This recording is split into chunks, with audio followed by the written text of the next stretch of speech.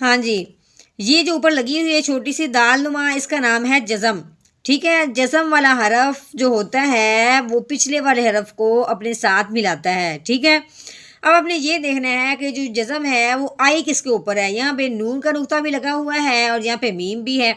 ٹھیک ہے، تو جہاں پہ نون کے ساتھ آگے میم آ جائے تو ہم نے کیا کرنا ہوتا ہے، اس جزم کو نون کے بجائے میم کے اوپر لگاتے ہیں. مطلب یہ ہوگا کہ اب یہ جو پچھلے والا حرف ہے وہ اب نون ساکن کے ساتھ نہیں ملے گا بلکہ میم کے ساکن کے ساتھ ملے گا، کیونکہ جزم کس کے اوپر آئی، میم کے اوپر. ٹھیک ہے، اب ہم نے اس کو میم ساکن بنا دیا. اب جو زال ہے یہ میم ساکن کے ساتھ ملے گا اور ساتھ پہ غنہ بھی ہوگا. اب ہم نے یہ جاننا ہے کہ غنہ کیوں ہوگا.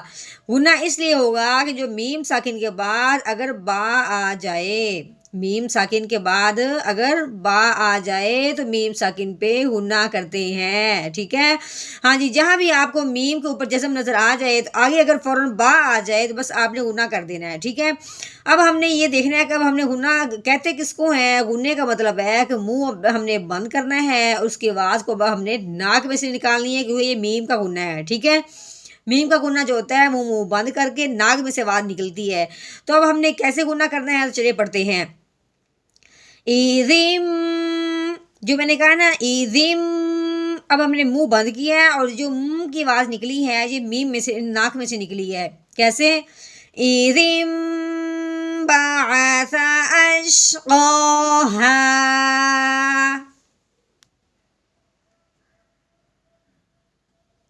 نحمده ونصلي على رسوله الكريم، اما بعد فاعوذ بالله من الشیطان الرجیم، بسم اللہ الرحمن الرحیم.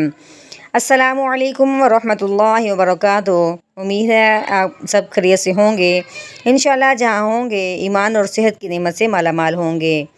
ہاں جی، تو آغاز کرتے ہیں ہم اپنے آج کے سبق کا دعاؤں کے ساتھ. تو چلیے شروع کرتے ہیں. اللہم صلی علی سیدنا و مولانا محمد وعلی آل سیدنا و مولانا محمد وبارک وسلم.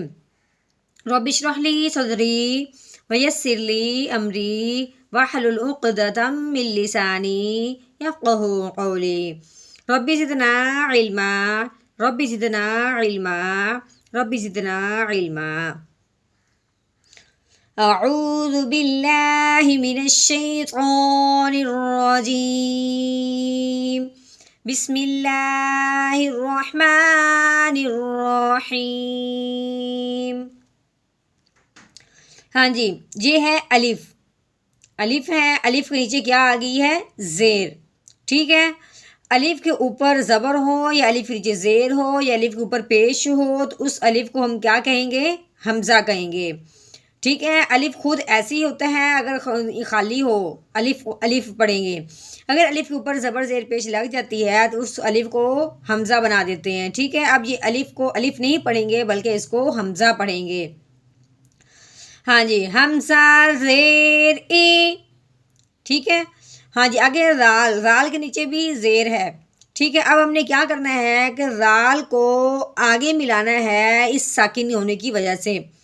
یہ جو جزم ہے نا، یہ چھوٹی سی دال وہاں اوپر لگی ہوئی ہے جو میری پینسل کے بالکل اوپر ہے، اس کا نام ہے جزم.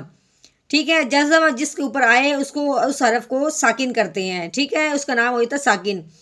اب یہ آئی تو نون کے اوپر ہے لیکن نون کے ساتھ کیا آ گئی، چھوٹی سی میم بھی ہے.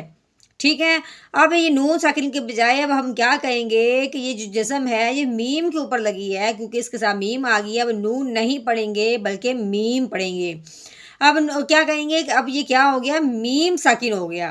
جزم کس کے اوپر لگ گئی، میم کے اوپر. اب یہ کیا ہو گیا، میم ساکن.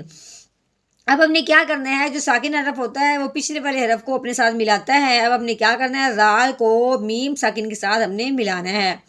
تو کیسے ملائیں گے، رال میم زیر زم. اچھا، اب یہ دیکھیں کہ میں نے منہ بند کر کے یہاں پہ جو غنہ کیا ہے زم، جو منہ بند کیا ہے یہ ہے غنہ. منہ بند کرنے کے بعد ناک میں سے آواز نکالی، اس کو کہتے ہیں غنہ.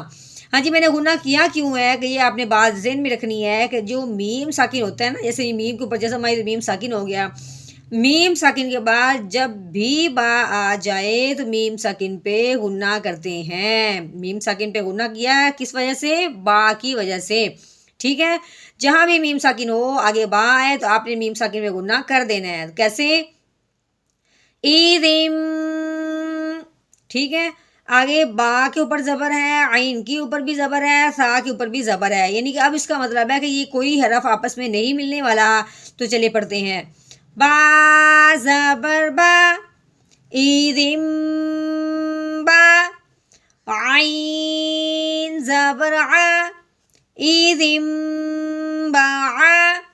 سا زبر سا، ایدم باعثا. ہاں جی، آگے پھر یہ الف ہے، الف کے اوپر زبر آئی، الف کیا بن گیا؟ حمزہ. ٹھیک ہے، اب اس حمزہ کو آگے ہم نے شین کے ساتھ ملانا ہے کیونکہ شین ساکن ہے. ساکن مطلب شین کے اوپر آگی جزم، تو جزم والا جو حرف ہوتا ہے وہ پچھلے والے حرف کو اپنے ساتھ ملاتا ہے. اب ہم نے حمزہ کو شین ساکن کے ساتھ ملانا ہے. حمزہ شین زبر اش. ٹھیک ہے، قوف کے اوپر کیا آ گئی؟ کھڑی زبر. قوف کے اوپر کھڑی زبر ہے تو اس کے لیے ہم اس قوف کو ایک الف کے برابر لمبا کریں گے.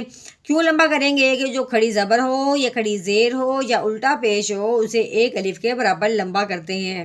تو کتنا سے لمبا کریں گے؟ قوف کھڑی زبر قو، اش قو.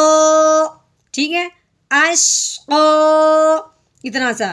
آگے دیکھیں، آگے ہے ہا. ہا کے اوپر کیا آ گئی؟ زبر والی حرکت. ٹھیک ہے، ہاں جی، آگے ہے ہا کے آگے ہی آ گیا الف. الف سے پہلے زبر آ گئی. الف سے پہلے جب بھی زبر آئے تو اسے ہم نے ایک الف کے برابر لمبا کرنا ہے. اب یہ ہا جو ہے یہ لمبا ہوگا اس الف اور زبر کی وجہ سے. کتنا لمبا ہوگا؟ ہا الف زبر ہا، اش او ہا. آگے وقف.